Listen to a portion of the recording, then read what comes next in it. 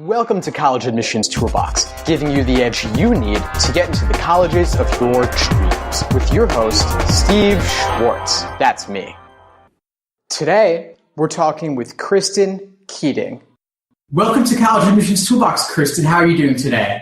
I'm good. Thank you for having me. Thanks so much for being on the show. Excited to feature you. Now, you've got a really diverse background. You've worked on the SAT, the ACT, and college admissions consulting. Tell us a little bit more about you. Yeah, well, it's kind of an interesting story about how I got started in all of that. I was on a completely different track. I was in graduate school, and I began working in test prep as a part-time job to do something that I love doing, which is teaching. And honestly, at the time, I felt very naive. I was shocked to see how big of an industry test prep was. When I was in high school, I didn't do much more than wake up on a Saturday morning and just go and take the SAT. And then to subsequently also learn how enormously helpful and important test prep can be. And since then, I did not abandon my PhD. I finished, but I didn't continue on the original track. I stuck with the working in test prep and college and grad admissions counseling, which I've been doing for about 10 years now. And it's my absolute favorite thing in the world to open up my students' eyes to see how they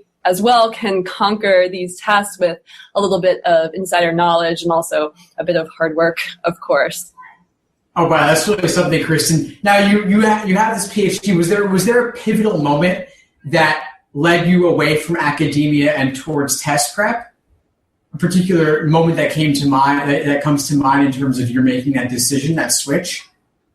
Right. Well, it's just really the experience of working really closely. I really love high school students. I really love working with high school students. I think it's a really cool time in their lives. And I really enjoyed it so much while I was in school and doing studies and academia. You get to teach, of course, but a lot of times there's a lot of other duties that you have to be attending to. You have to be publishing. You have to be networking. And I just really wanted to teach. And I love standardized tests. I'm a super geek about them. I love figuring them out. I think they're really interesting puzzles.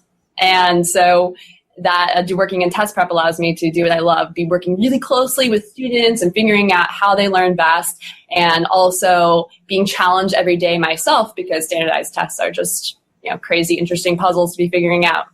Have you ever had a student where, obviously students who are have that stress and that anxiety because the stakes are super high for them. Have you ever had a student who started off seeing it in kind of like a stressful sense and kind of having that same transition you've had towards a puzzle, seeing it more as more of like a fun puzzle? What's that step-by-step process like? Yeah, I mean, as a tutor, that happened for me all the time, where I'd have students come in and they are just either reluctant, they've been forced into this test prep, it's something that they just have to do, or they're completely stressed out about it because they've been thinking about it since they were 5 years old and they're into the spectrum, and it's been this big looming obstacle for them. And I think you can show students really quickly that there are strategies, there are tricks to this test, or to the ACT, to the SAT, to your subject test, your AP test, that you can learn really quickly to help you make rapid gains. And so once you stop thinking of it as a test that measures your intelligence or tells people how smart you are, and start thinking of it as a skill that you can take steps towards, just like being on the soccer field or being in band and learning an instrument, then I think you can gain a whole different perspective on it. No, that's so true. And it's not something that necessarily happens overnight. It's more, do you find that it's more of a gradual process, or is there some sort of light bulb moment that a student will experience that kind of makes it all click? Well, I think it completely depends on the student, of course. It's not going to be something that's overnight. So that's something I've always told my students about. Standardized tests are something that are really easy to procrastinate on because you sign up for a test and it's months away and there's no intermittent deadlines, there's no teachers checking in with you to do homework and take these baby steps. And that's why doing test prep, I think, is so important, whether it's a study schedule that you're setting for yourself, whether it's working with a tutor, whether it's taking a class, whether it's using online resources to build out the study plan, is so important because you do need to take those baby steps and you do need to practice. It's not something you can cram for the night before.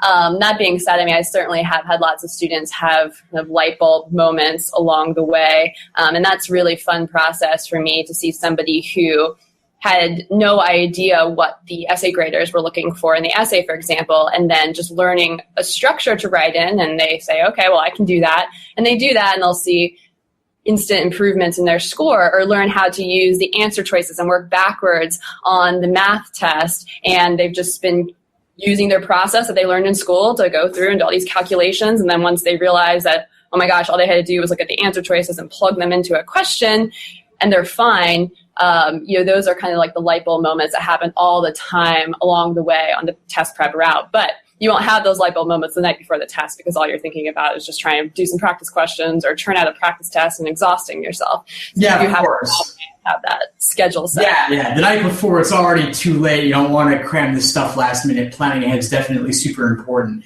Is there a particular moment in time that you can take us to with a particular student who had one of those light bulb moments of insight? Yeah, what comes to mind is the student that I just briefly alluded to there. He was an incredible writer, and when he went to take the official ACT, when he got to that essay portion, he saw the topic and said, I can write about that, and went completely off track of it. He kind of talked about it, but he didn't really talk about it in the way that this test was expecting, and he ended up getting a really low score. I think it was something like 4 or 5 out of 12, and he was shocked, and I was shocked. And I asked him, what happened? There's no way, you're such a good writer. But according to the essay graders, he didn't answer the question. And this is a really important lesson when you're dealing with standardized tests, aka tests that need to be standardly graded for millions of test takers. You need to do some playing by the rules. You need to not only understand what the graders expect on the essay, but also need to get inside the heads of the test makers on different sections of the test, understanding how they create questions and answer choices and what kind of correct and incorrect answers there are. The more you understand that, the better you'll do. So this was you probably don't want to be learning those lessons on the official exam like this student, who then had to go and retake it to get the score that he wanted. You want to be learning that in advance. But yeah, that's a light bulb moment that stands out for me. Oh, absolutely. I mean, it doesn't matter how well you write if you're not answering the question, is kind of what I gathered from this. Right. Really, really valuable lesson there, Kristin. Thanks so much for sharing that one. So that's a student who ended up, not doing so well on the essay portion in that round. What about a student you've kind of walked through a transition from, a super low score to a super high score maybe? Or is there a success story that comes to mind where you can really point to some sort of pivotal moment that they've experienced on that journey? Yeah. Well, this is certainly not true for all students, but I've worked with quite a few students that have a lot of test anxiety issues, and that really hinders them. They're doing really well in school. They're getting straight A's because they pay attention and they do their work, and then they get to this daunting task of the standardized test, and they're completely paralyzed by anxiety anytime they sit down to do even a timed practice test, much less the real administration. I'm actually going to give you a little case study of myself. When I first started tutoring for the SAT and the ACT, I went to go take the SAT on a Saturday morning alongside a bunch of other high school students. And it had been a really long time since I had taken a standardized test under real conditions. And as much as I had told my students about how to relieve stress and the impact of nerves on brain function and test performance, when I picked up my pencil to write the essay at the beginning of the SAT, my hand was shaking so bad I couldn't even write a word. And I had to put my pencil down and take some deep breaths and remind myself that I was an adult, that this test had little impact on my future. And then I'm looking around at these high school students who this test has a real impact on their future at that point in their lives, and how much more stressed out they could potentially be than me. And this was a really eye-opening experience for myself. And of course, dealing with test anxiety and stress, there's a lot of ways to deal with it, and it's a long process. But it really helped me realize how important it is to practice taking tests under time conditions and kind of making those baby steps, kind of like getting over a phobia, right? So first you need to sit down and, take a test with the timer ticking next to you. And then with your mom, doing the time for you, and then maybe go to the library, you sit with a bunch of other students around you, and you take a timed practice test if that's really your issue, and then you go and sit for a practice test that's being given at your school, and then you do the real thing, and you make sure you have other tests lined up in the future as in case things don't go as well this time. So taking tests under real circumstances as possible, so that you can not only be dealing with the actual content of the test, which sometimes can be really easy when you're not feeling stressed and you can just take your time on it, dealing with the pressure of the test, but also dealing with the kid, blowing his nose next to you the entire time, or the room that doesn't have a clock or is too cold. All those stuff have such a big impact on how you can perform on a test, and it's so important to practice that stuff. Lots of powerful nuggets there, Kristin. Thanks so much for sharing those. It's really important, yes, simulating actual test day conditions, so that when you take it for real, it's just another practice test in a lot of ways, right? Mm-hmm. What are some things that you've seen students do to best simulate that experience? Well, there are test centers or test prep companies that will have practice tests that are free and available to the public. They might give you a little bit of a pitch for their services, sure. But you can do those. And so I've often encouraged students to be on the lookout for those opportunities if they're not already set up with a test prep company that will do that for you. Oftentimes schools will have those, and so students should be making sure that those are on their calendar too, talking to their counselor about any practice tests that they may be offering. At the very least, I've had students just make sure they go and take it at a library, someplace that's quiet, but also has that feeling of there's people around you doing other things, there's distractions, and sit down with an official practice test, either from the College Board Guide or from the official guide to the ACT. Make sure you're doing an official test when you're really trying to simulate the test experience, and do it that way. Definitely. Those are really great tips. I'm wondering, you work with a lot of students. What are some of the horror stories that you've heard about actual test day experiences, just so that our listeners can get an idea of what the worst case scenario could be for them on test day? Yeah. Well, I've gone to quite a few administrations of the SAT and the ACT myself as a tutor. So I've been able to, or working with Magoosh, so I've been able to go and observe what's happening to other students around me. So I've been able to observe some of this myself. And of course, I get the horror stories from students as well, too. The most recent administration of the ACT I went to, I saw a girl who got turned away at the door because she didn't have her ID. She just had it on her phone. And because she didn't have that hard plastic copy, she had to turn around and drive an hour home, and couldn't test that day because there's no way she could make it back in time, and had to completely reschedule her test. During the actual test, there's been fire alarms that have gone off. There's been proctors who don't keep track of time, and that's why you can't control everything that goes on in your test day. But I always try to make sure that our students control as much as possible, and that means being prepared for all the contingencies you can, bringing extra batteries, bringing extra pencils, bringing your own watch, and knowing the timing of the test in case your proctor is not on top of things, and also advocating for yourself. I think a lot of students, they get into the situation, it's a proctor that they don't know, they feel like they're just supposed to listen to whatever they say, and they just sit there and be quiet and just deal with everything. And then they come out of the test center and they go to their parents, or they go to me and say, everything went wrong, and the windows were open, and it was too loud.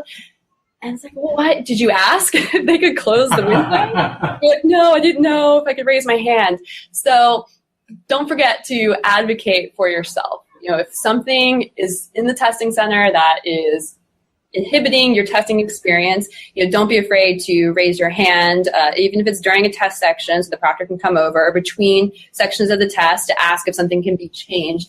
It may not, and in that case, you need to be flexible, you need to deal with it, but those are my two big points. Control as much as you possibly can, and also don't be afraid to advocate for yourself. This is your big test day, and you've prepared for it. So if there's something that you can do to make for a better testing situation, make sure you do it, and don't just complain about it after. Yeah, totally, Kristin. I couldn't agree more. Definitely control what you can, which comes down partially, at least, to reading the instructions beforehand and knowing that you need to bring your actual physical plastic ID. A photo of it on your cell phone is not going to cut it. And definitely advocating for yourself also super important. If the window is open and it's too cold or too hot, or it's noisy outside right out the window, maybe there's a sports team playing on the field outside, or the jazz band is practicing or something, it's okay to raise your hand and be like, hey, can we close the window? And I think everyone in the room will thank you later for having the courage to ask that, and they're not going to kick you out of the room for a perfectly reasonable question. Right.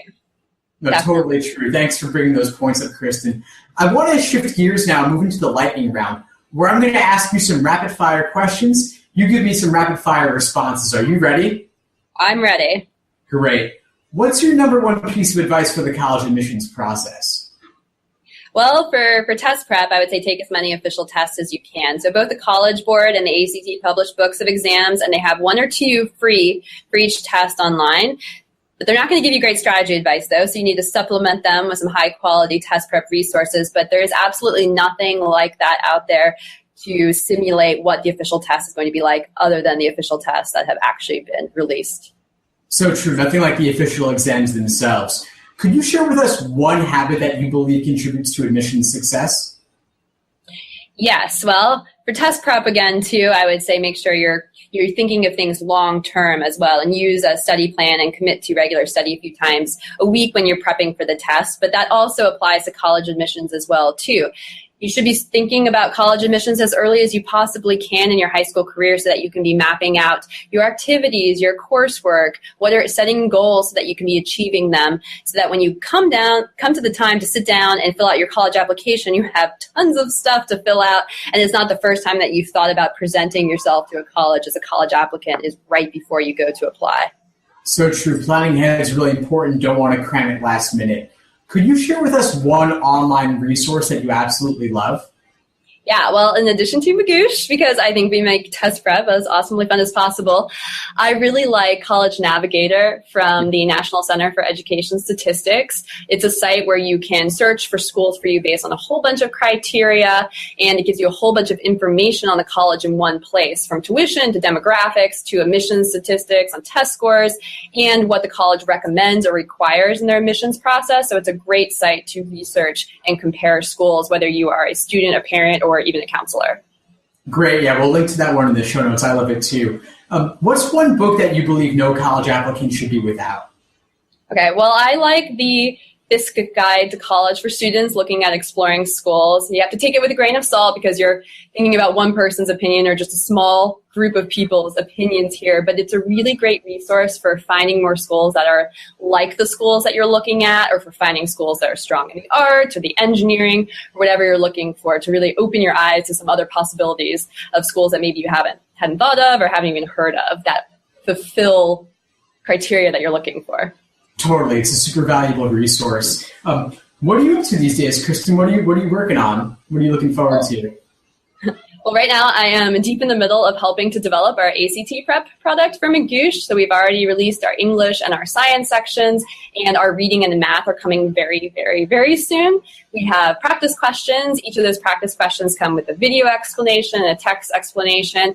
We also have lesson videos covering all the content and the strategy for the test. And plus, you are able to email our tutors anytime with any questions that you have. So our goal at Magoosh here is to make test prep accessible and fun and affordable. We already have products for the SAT, the TOEFL, and graduate tests, and we're really excited about our new ACT product, which you can check out at Magoosh, our website.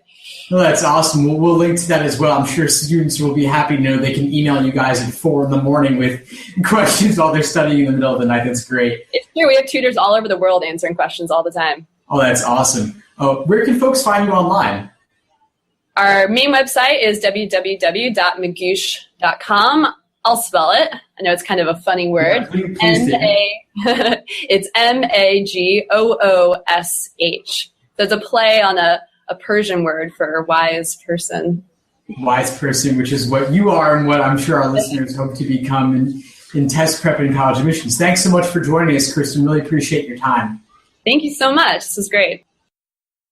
I wanted to give you guys a few quick tips on starting your college essay, because I've been getting some questions about getting over writer's block and finally choosing a topic.